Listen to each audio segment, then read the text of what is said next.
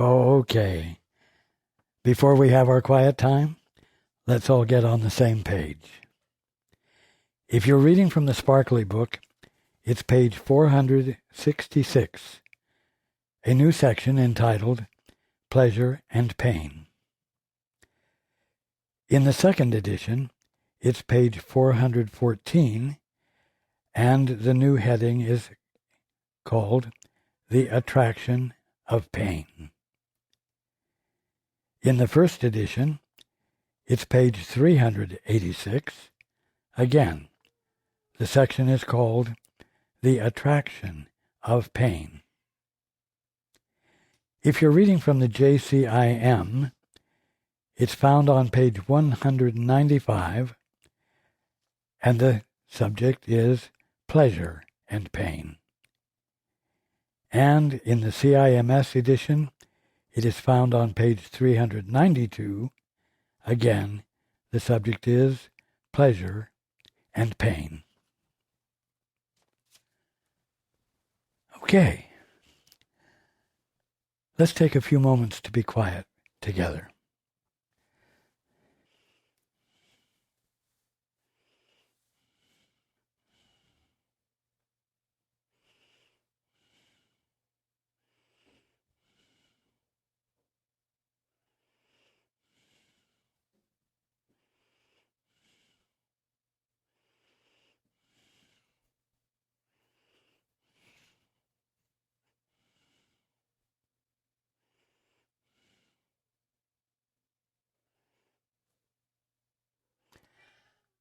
Good evening, and welcome to everyone who is joining us on the internet.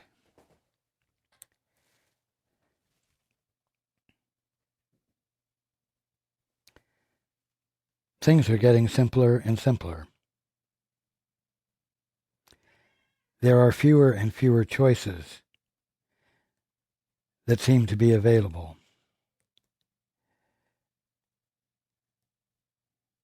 And the choices that are available are stark and easy to recognize, even if everyone is not enthusiastic about accepting their meaning and making a new choice.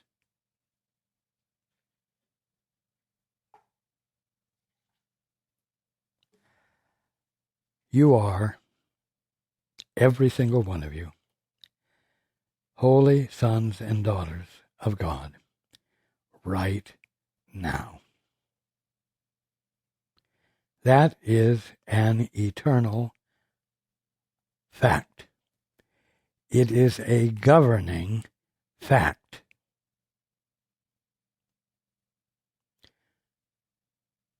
Accepting that is one of the choices you have. And at this point, it's becoming clear to everyone that there's only one other choice you can seem to make, and that is to deny what I just described you as, and to see yourself as what? A body. A body that was born of other bodies.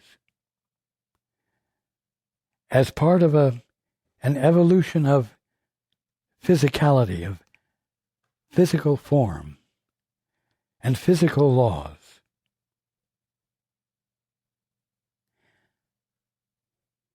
That seems to everyone to be obvious. The obvious, actual choice, the reality. Wow. But it's time for a new perspective. It's time for a corrected perspective.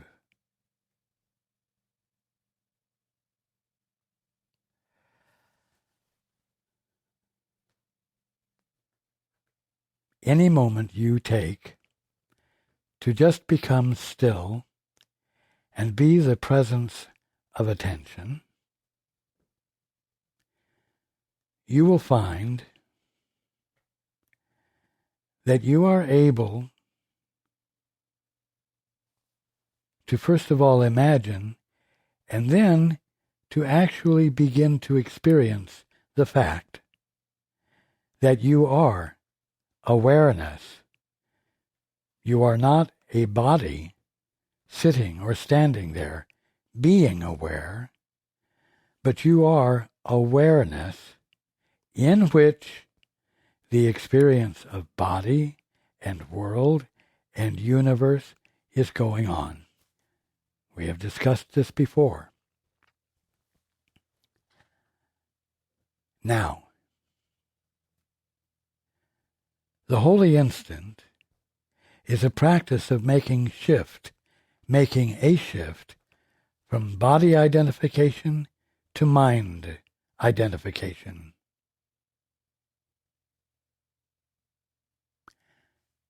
And these are the only two choices you have available to you. They are the only two choices you've ever had available to you. Now,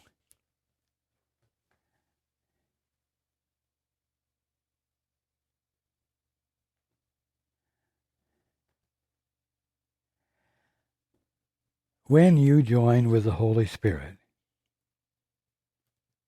when you join in the holy instant as conscious awareness with that which is nothing more than your right mind, which you have been calling the Holy Spirit, you are shifting from body identification to mind identification.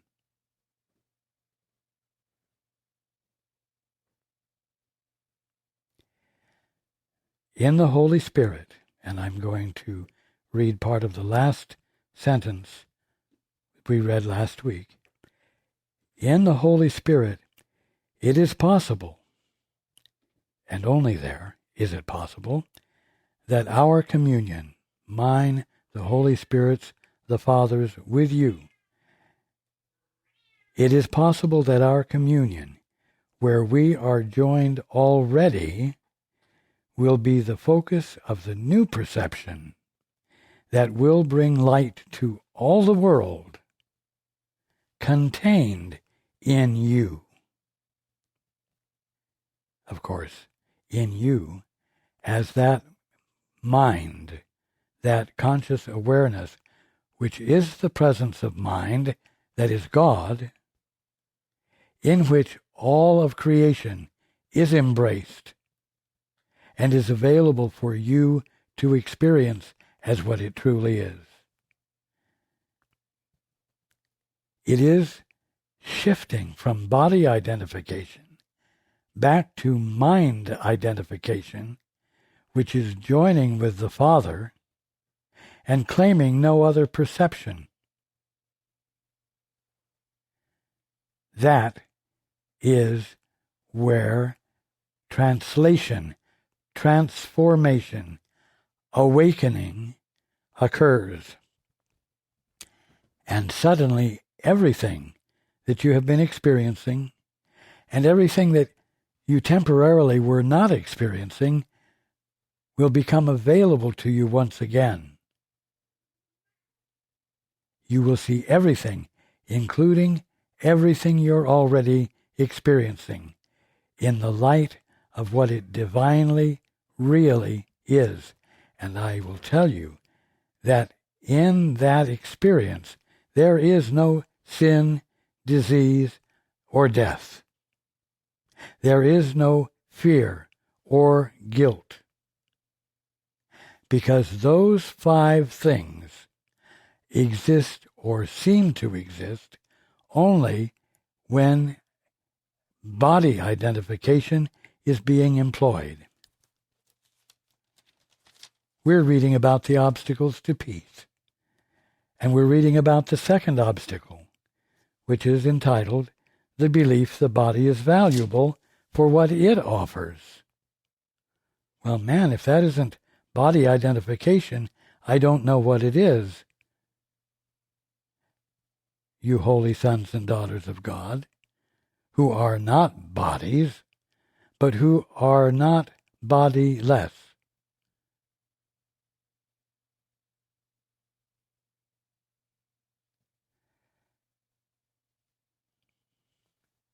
Now, this new subheading, entitled Pleasure and Pain in some of the editions, and which is called The Attraction of Pain in Others. And before I continue with the text of it, I will comment that the attraction of pain might seem to be the more appropriate subheading because of the fact that pain seems to grab your attention.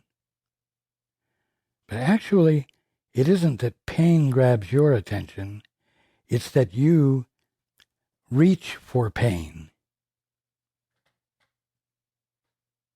And you have what you've reached for.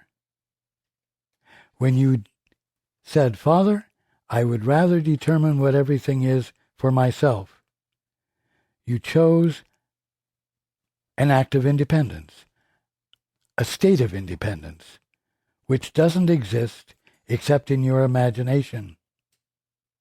And as we've discussed, when that separation imaginatively, but not actually occurred, you were immediately met with pain, with fear and guilt. They go hand in hand. Now, pain is not the only thing you're attracted to when you're identifying as a body. Pleasure is also, you are also attracted to when you are identifying with and as body. And so the subject truly is more appropriate, pleasure and pain, because pleasure and pain looked for in the wrong place are both illusory, are both attractive, and the ego fights for both of them equally. And as is obvious, whatever opposites you are fighting for equally are going to cause an experience of conflict.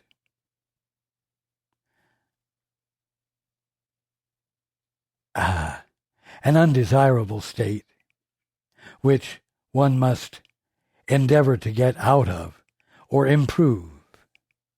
You see? Now, going into the text here, your little part in joining with the Holy Spirit, with me and with the Father, which brings into focus the new perception. Your little part is but to give the Holy Spirit the whole idea of sacrifice, of lack, of not being equal to, of always being at a disadvantage, of always having an undercurrent of fear and an undercurrent of guilt, which you can't quite identify, but which becomes obvious as you, let's say, understand the dynamics of illusion better. You discover that the guilt is there because you know that you have denied the Father. You have denied your identity, your source. And there is always this undercurrent of guilt. Important to understand. And so, your little part in the transition is but to give the Holy Spirit the whole idea of sacrifice. Another way of putting that, now you can see, is to give up identification with the body and being willing to shift to identification with and as mind, that conscious awareness in which all conscious experience is occurring. Your little part is but to give the Holy Spirit the whole idea of sacrifice and to accept the peace He gave instead, without the limits which would hold its extension back. What's that mean? The limits which would hold its extension back. The limits are the obstacles you place in the extension of what the Holy Spirit reveals to you, which you are totally unconscious of when you are dedicated to identifying with and as a body.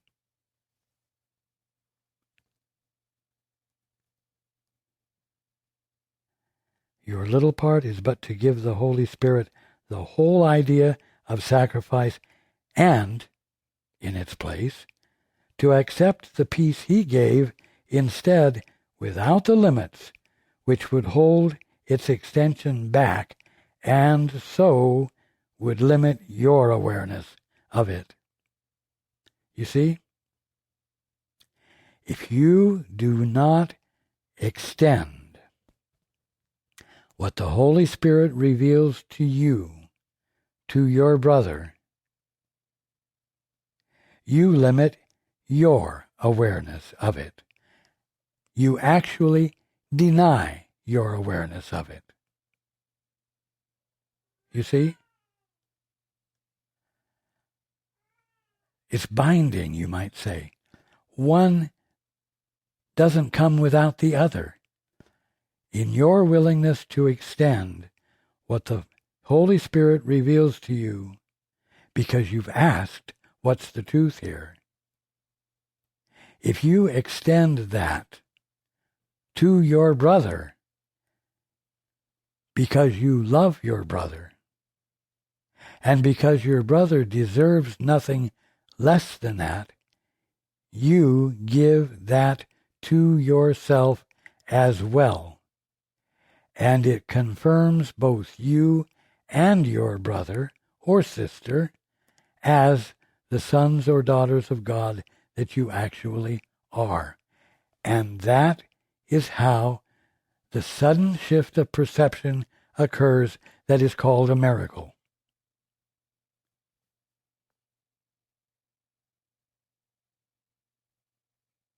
For what He gives must be extended if you would have its limitless power. You cannot have what you do not give. You see how simple it's becoming? You might say how choiceless it's becoming.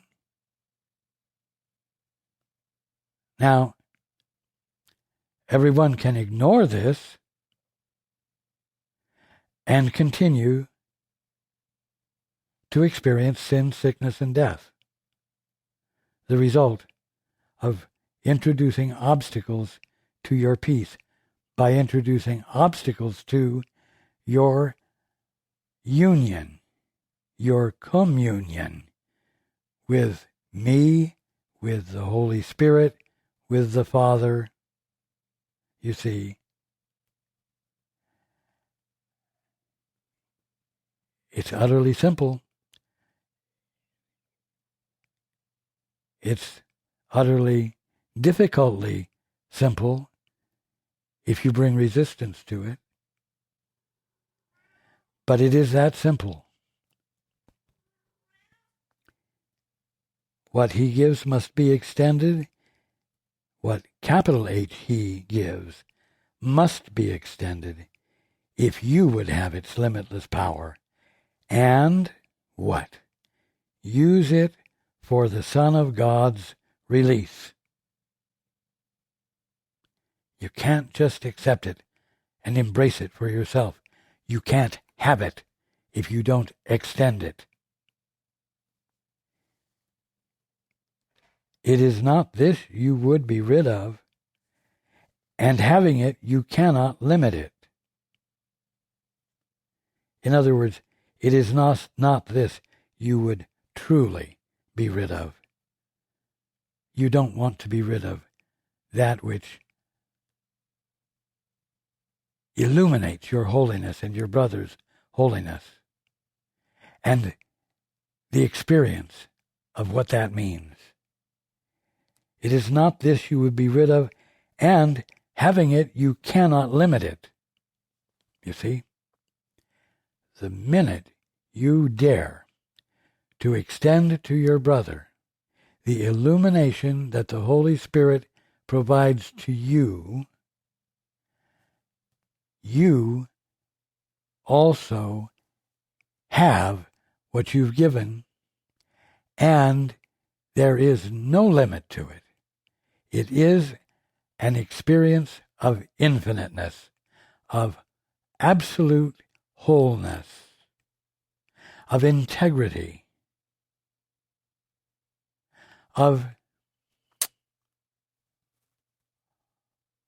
invulnerability, as we discussed last time, which is an experience of omnipotence that doesn't have to be exercised, because there is nothing unlike it to exercise it upon. Now, if peace is homeless,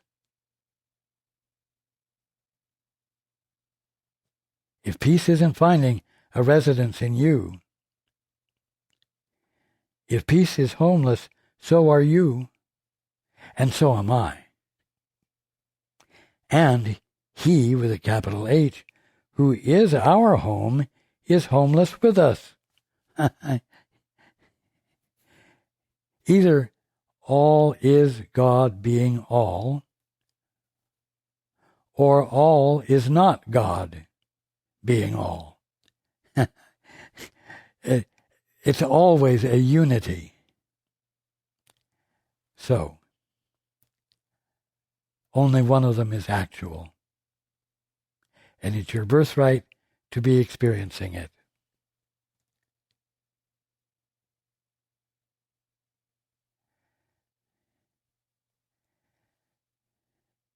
Is this your will? Is it your will to be homeless, and for me to be homeless, and for the Father to be homeless? Is this your will? Would you forever be a wanderer in search of peace? A wanderer.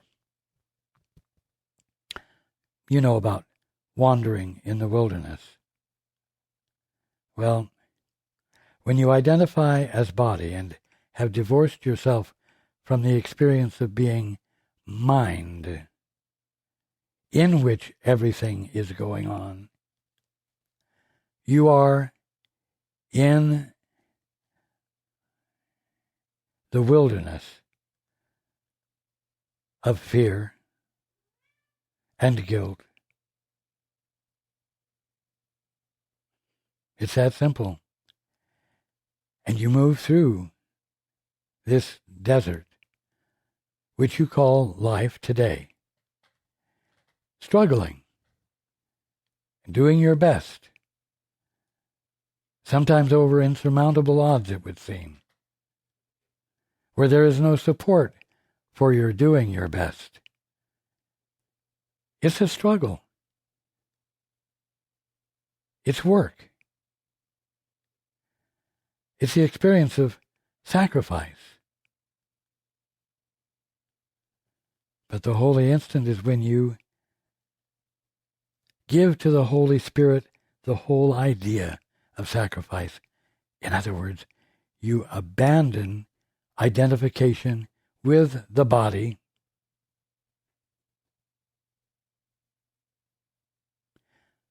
which is the arena, the desert, in which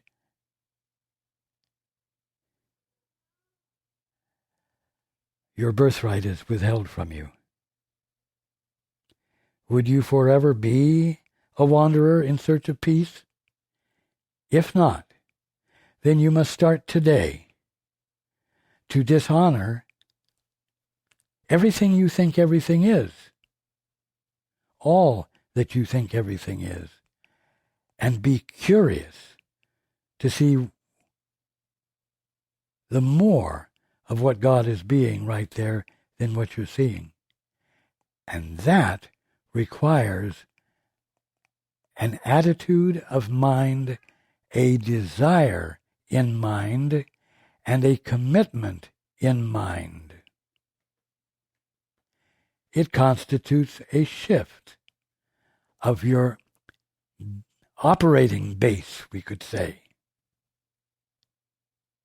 And when you make that shift, the result will be that everything that looks so horrible,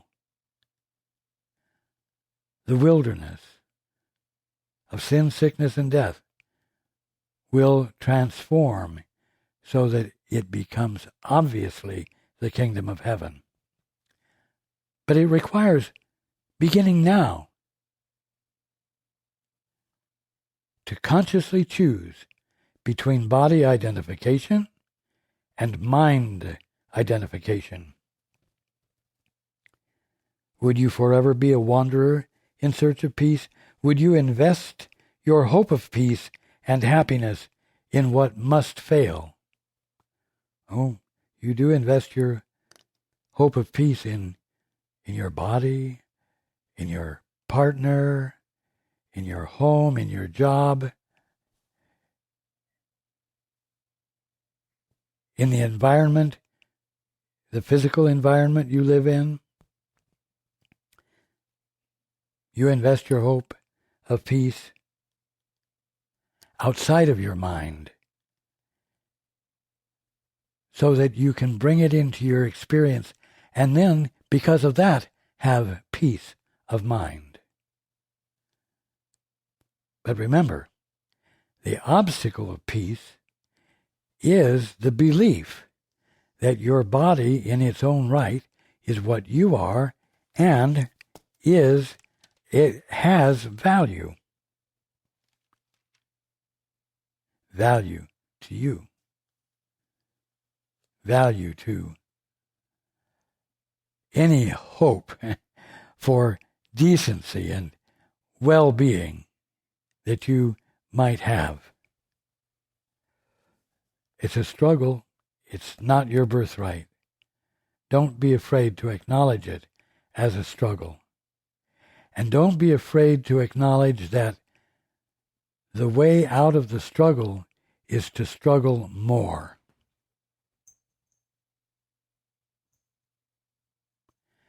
Dare to be radical enough to consciously, throughout your days, try to remember that you are the presence of mind in which all of the experiences, all of the things that you're experiencing is going on. And they are the manifestation of the movement of God called creation. Not as you're seeing them, but as you will see them when you abandon identification with the body and valuing it for the salvation it can bring you.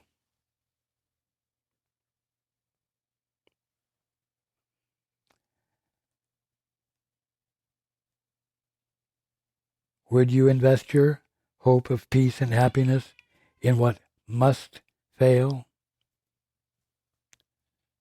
Body identification? Not really. Not that in you which is divine. Not that in you which knows that what you're experiencing right now is not right, is not your birthright. No. Now, here's the thing. When you identify with the body, then the next sentence is nonsense. Impossible to embrace. Faith in the eternal is always justified. Oh no, your ego says, faith in the temporal is the only thing that is justified. Faith in fear and trouble and dissonance and working through problems. This is justified. And there is incredible faith in it. But faith in the eternal is always justified, for the eternal is forever kind, infinite in its patience, and wholly loving. It will accept you wholly and give you peace. But it won't give you peace if peace isn't your goal, and if you're not looking for peace in the right place. Fortunately, there are only two places that you seem to have to be able to choose between. And one is your birthright, to be the divine and holy son or daughter of God that you are and never have stopped being, and to give your attention to the Father who supplies you with the true perception of creation when you are not holding yourself apart from Him, and when you are not using your mind to provide obstacles to that experience.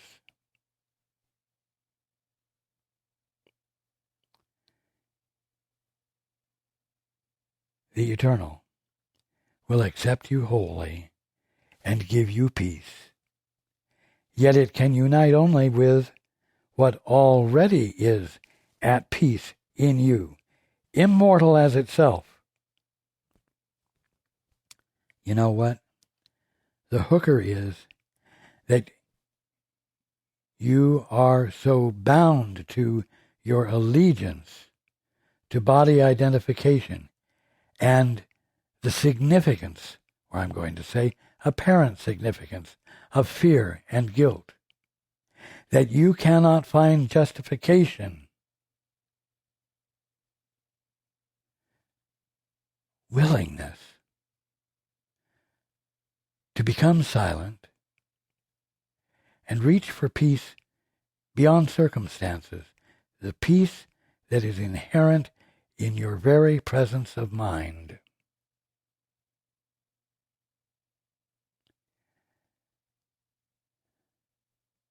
The eternal can unite only with what already is at peace in you, immortal as itself. Now that's the absolute fact. And if you want to experience that, which awaits your experience, absolutely, you have to be willing to abandon the urgency with which you think you have to honor fear and guilt.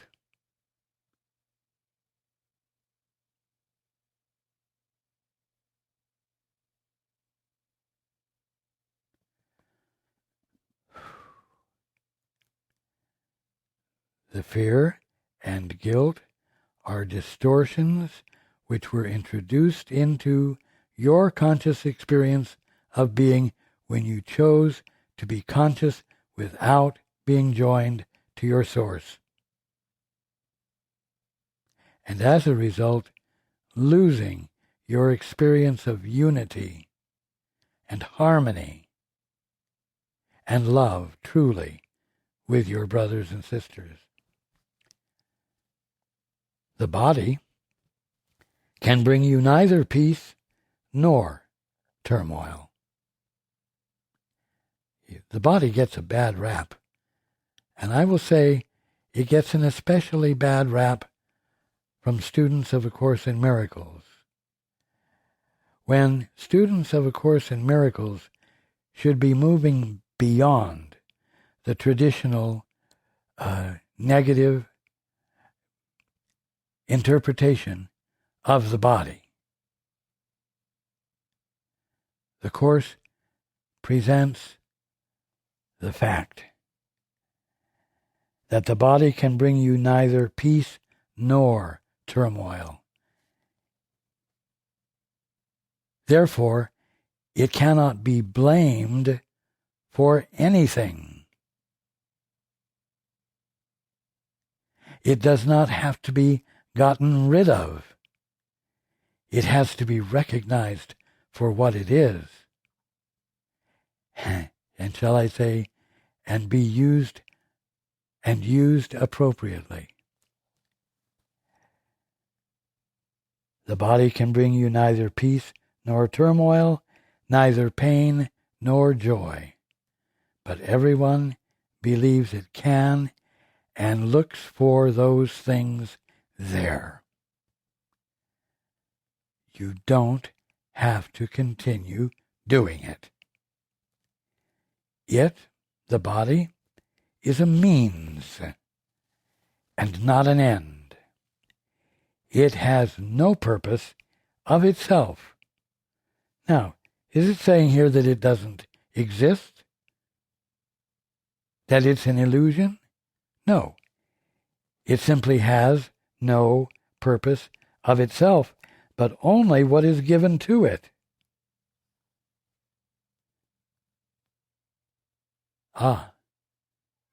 By awareness. But is it awareness guided and inspired by the Father? Or is it awareness guided and inspired by a misperception of existence as being that of a body?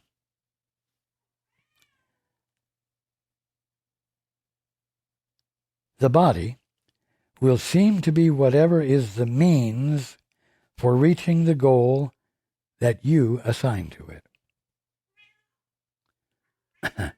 Is the goal joy and peace? Is the goal dominance?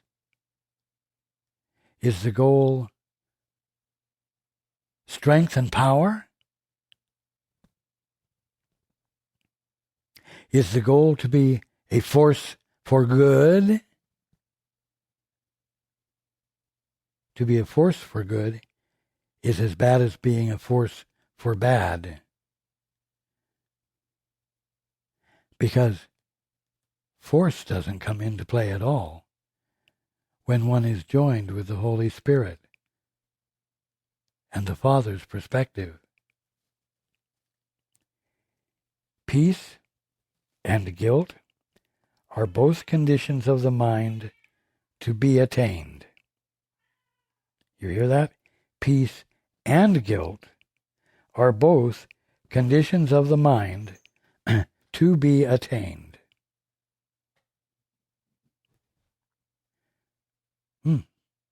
Here are your only two choices. Are you going to choose for the condition of peace or for the condition of guilt? You see how unyieldingly simple this is, even though it's very demanding because of the habit of misidentifying oneself and creation. Peace and guilt are both conditions of the mind to be attained, and those conditions, these conditions, are the home of the emotion which called them forth, and therefore is compatible with them. There's wonderful logic for you. Are you going to pay attention to it? Is it reasonable? No, that's why the question that follows. But think you which it is that is compatible with you.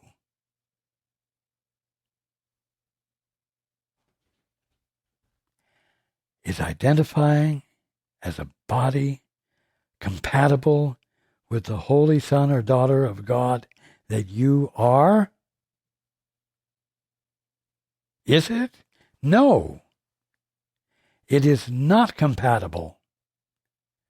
So you must abandon it as a goal. You see?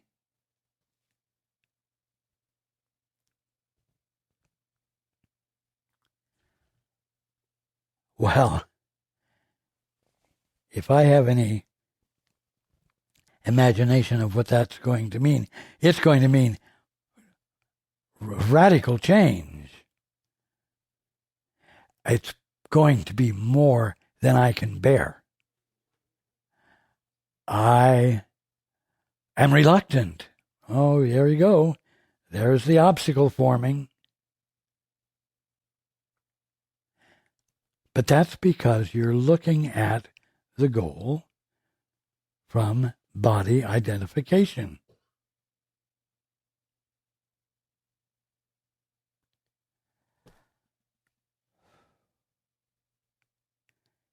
Here is your choice, and it is free. But all that lies in it will come with it. And what you think you are can never be apart from it.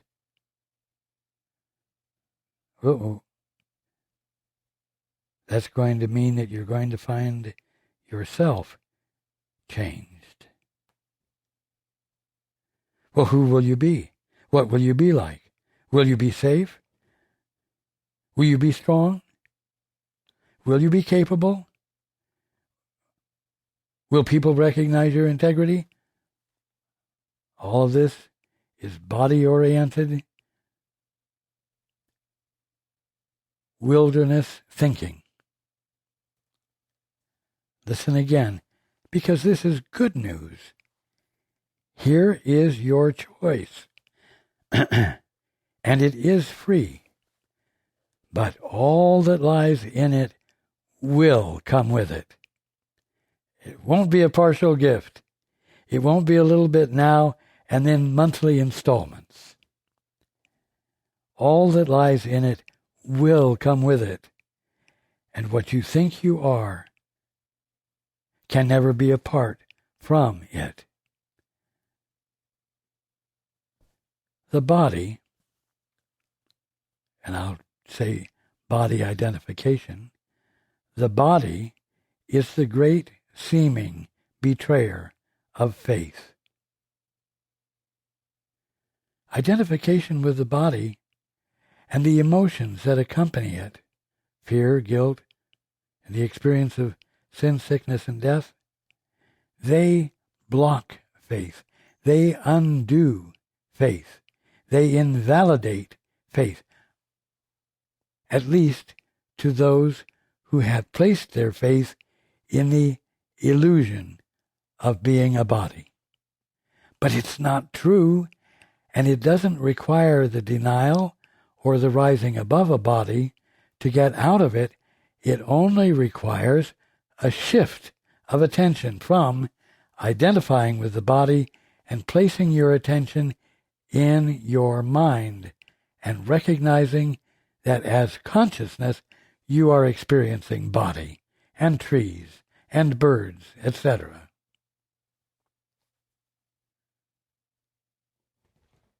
The body, or body identification, is the great seeming betrayer of faith. It's not the betrayer of faith, and it's not, and therefore the idea of being the betrayer of faith cannot be used to discount it or minimize it or suggest that it must be risen above and gotten rid of.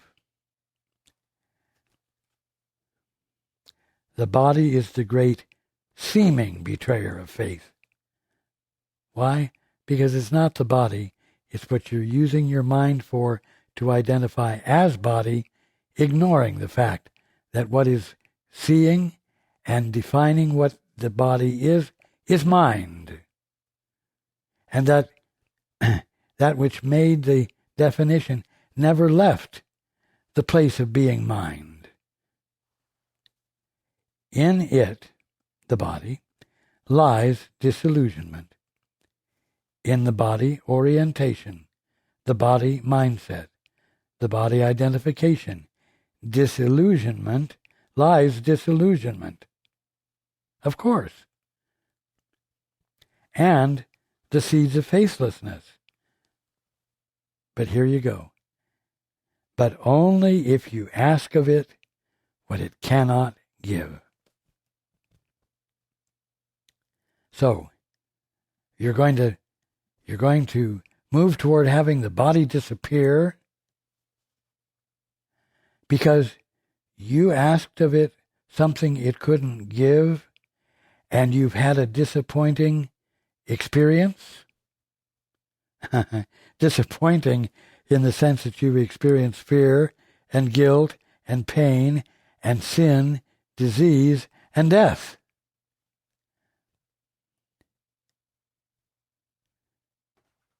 Don't get rid of the body because you asked it to do something it couldn't do, and it provided you with a terminal life perception.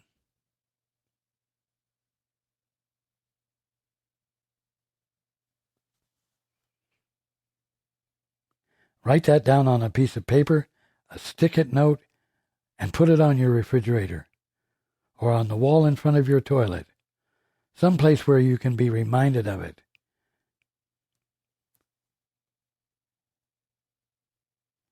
That fact needs to become more familiar to everyone.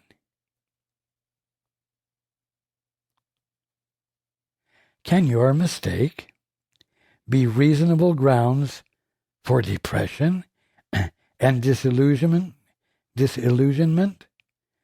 and for retaliative attack on what you think has failed you? You see? You're going to retaliate against the body because you think it failed you? Because you made a mistake? And are you going to use the results of your mistake to feel depressed and justify it? And to feel it so emotionally that it's impossible for you to conceive or consider that the eternal is kind and patient and loving.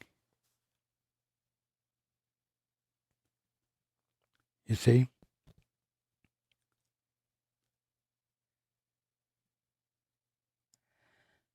Use not your error as the justification for your faithlessness. Now this is important because anybody who has existed in the realm of body identification knows that if one has made an error, one is guilty. And there is a penalty for the error, one way or another. And conversely, if you've done something right, and it has virtue, you will benefit from it. Both of those are a trap. Use not your error as the justification for your faithlessness. You have not sinned, but you have been mistaken in what is faithful. 2 words there. Sinned and mistaken. To have made a mistake is not to have sinned. To have made a mistake is not to make you guilty.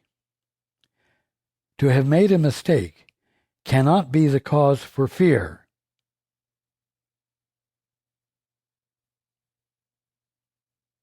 To have made a mistake cannot be the justification for suicide. To have made a mistake is not justification to try to get rid of the body or to try to get rid of your brother.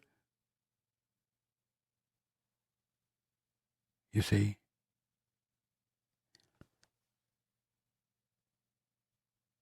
You have not sinned, but you have been mistaken. Two entirely different things in what is faithful, and, here you go, the correction of your mistake will give you grounds for faith. Another, you might say, rule. Write it down. The correction of your mistake, the correction, not the acceptance of punishment for having made a mistake, not walking around in great guilt and fear because you made a mistake, but simply doing it, correcting it, will give you grounds for faith. And what's the correction? Once again, none of this is complicated. There's really only two choices in any of this, at any level. The correction is to shift from your confidence that you're nothing more than a physical body, thinking with electrical impulses and synapses in a hunk of meat in your head, recognizing that consciousness or mind is something entirely different from electrical impulses, in which something is going on which is being called electrical impulses. You see? Consciousness, mind, is that in which everything is going on as a conscious, identifiable, experienceable experience.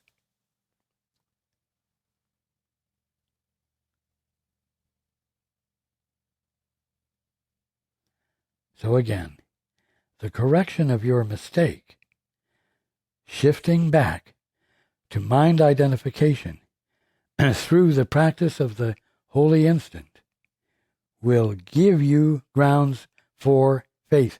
Your faith will be revived, you might say.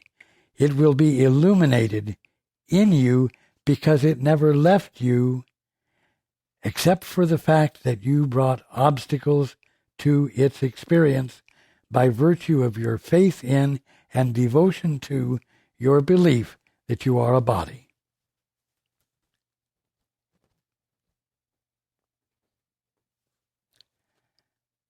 It is impossible to seek for pleasure through the body and not find pain.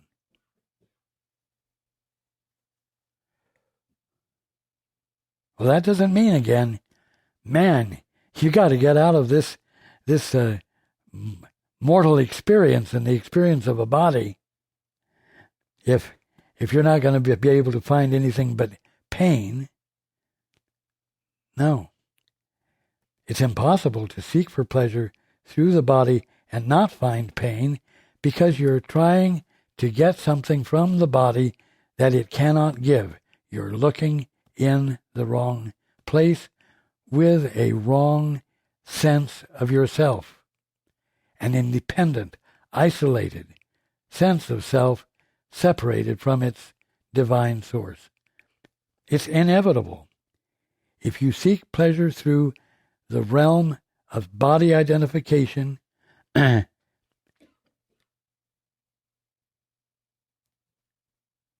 you will find pain. If you look to anything a tree or a car or another body. If you seek for pleasure in a big house or a tennis court or a swimming pool, you will not be able to do it without finding pain, because pleasure is not in the things, it's in the mind through which the things are being experienced when that mind is joined with its holiness, not its mortality, with its eternality, by virtue of not bringing obstacles to that experience.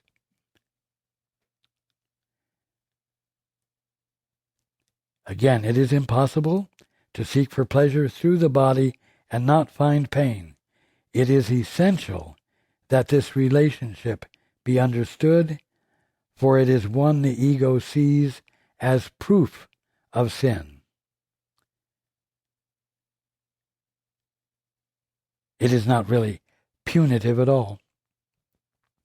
The pain you experience when you're looking for it in the wrong place is not a punishment. It's not a reaction to your stupidity or any other pejorative term you might apply to yourself. It is not a punishment or and it is not punitive. If you put your hand under a faucet with hot water, it will be uncomfortable.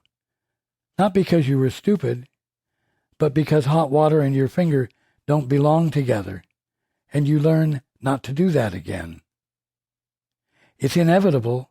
If you try to do what doesn't work, it won't work. It won't be comfortable. And that's your salvation, because it clearly says, don't do that again. That's all. It brings about a call for correction, not a call for guilt or depression or thoughts of suicide or emotional responses. It's like, oh, well, I won't do that again. Truly.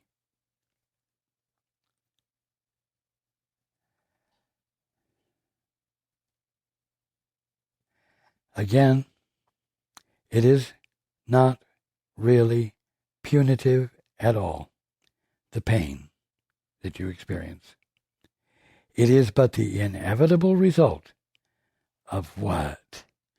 Of equating yourself with the body, which is the invitation to pain. When you abandon your experience of being consciousness, mind, the presence of the mind of God that God is expressing as you,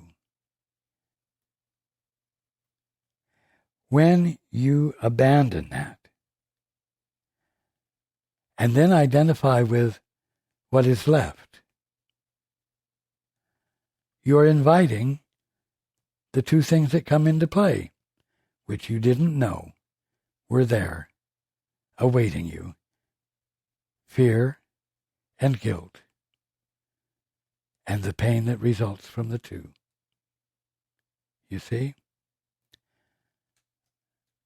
Denying yourself invites an experience of divine sanity which says, don't go any further in this direction, because what will follow will be illusory and will make it difficult for you to come back into your right mind.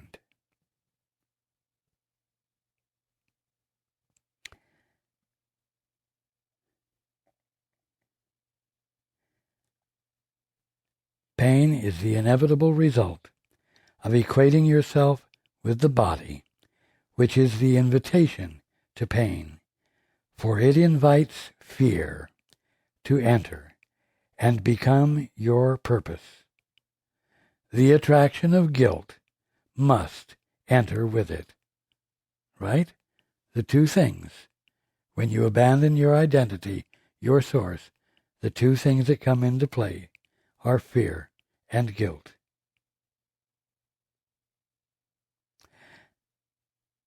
The attraction of guilt must enter with it, and whatever fear directs the body to do is therefore painful. It will share the pain of all illusions, and the illusion of pleasure will be the same as pain.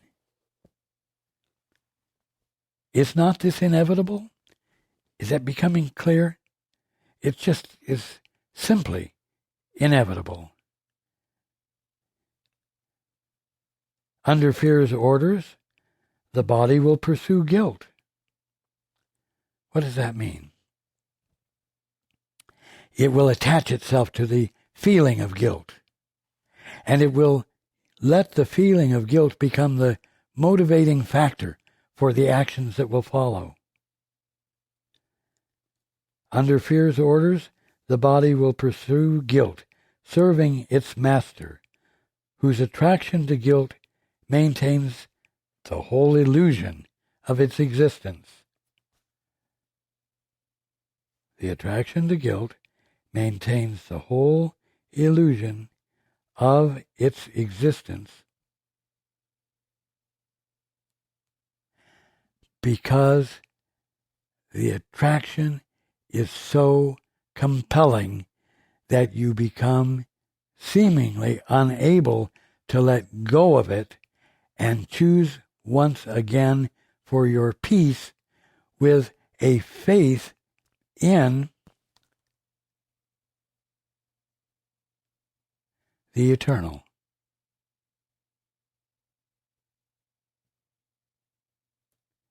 This then is the attraction of pain. You see? But the point is, you don't have to be governed by it. You don't have to respond to it. You know what you can do? You can ask, Father, are you giving me this message of fear? Holy Spirit, are you giving me this message of guilt? Jesus, is what I'm perceiving true? Should I value it and validate it? At least if you will do that, you will break the flow and allow a point of interruption in it so that you can shift your attention and realize that you do not have to follow willy-nilly the destructive,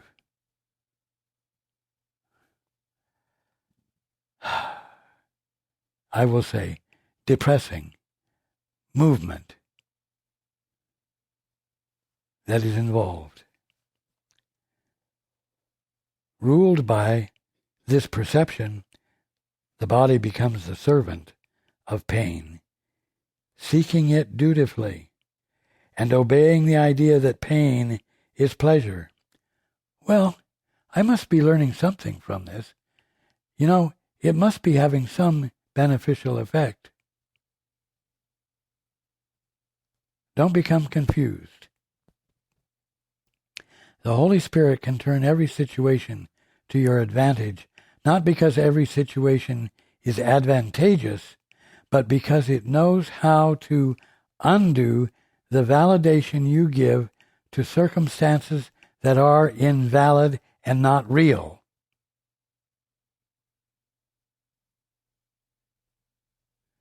No negative experience you're having is in itself advantageous, although you will learn.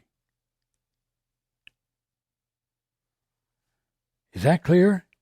You don't want to validate or provide justification for suffering by saying, it must be doing some good for me. Crap.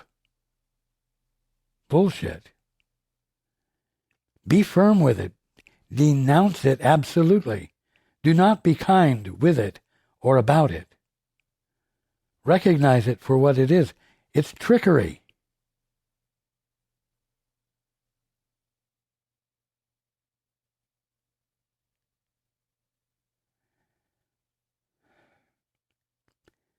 Ruled by this perception, the body becomes the servant of pain, seeking it dutifully and obeying the idea that pain is pleasure.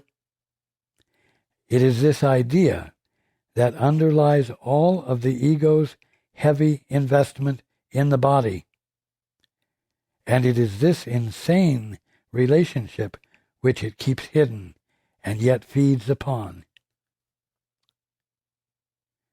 To you, it teaches that the body's pleasure is happiness, and I'm going to add one way or another. Yet to itself it whispers, it is death.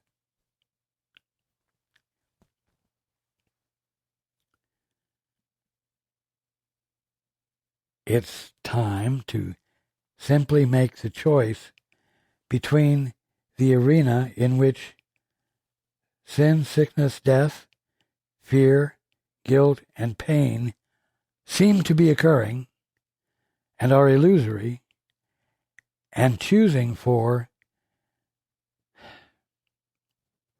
the holy instant. Choosing for identification with mind as pure conscious awareness, and holding to that with devotion and commitment. Because if you do that, clarity will follow. Faith in the eternal will show up, will register with you.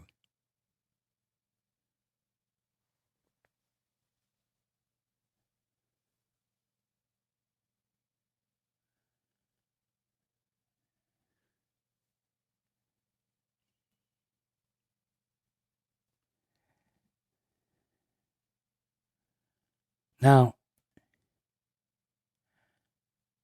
I'm going to end there for tonight.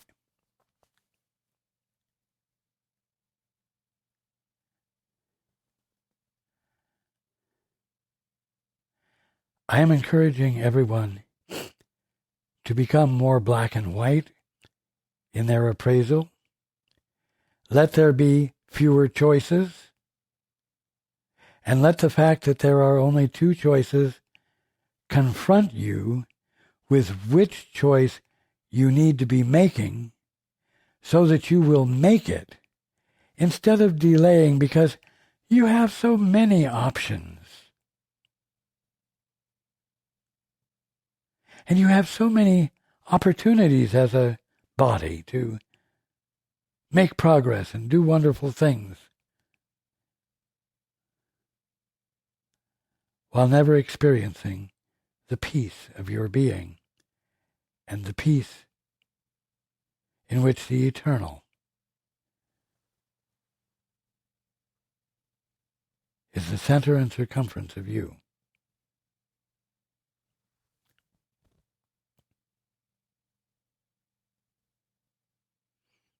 I love you very much because of what you are.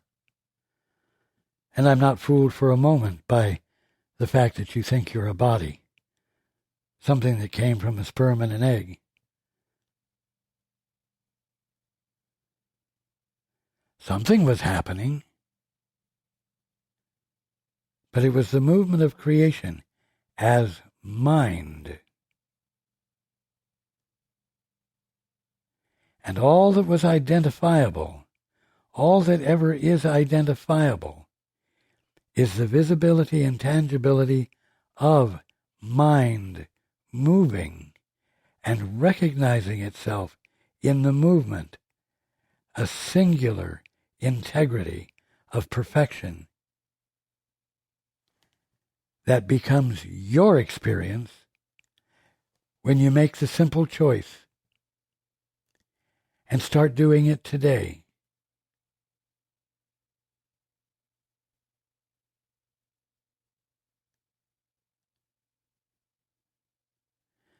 I look forward to being with you next time.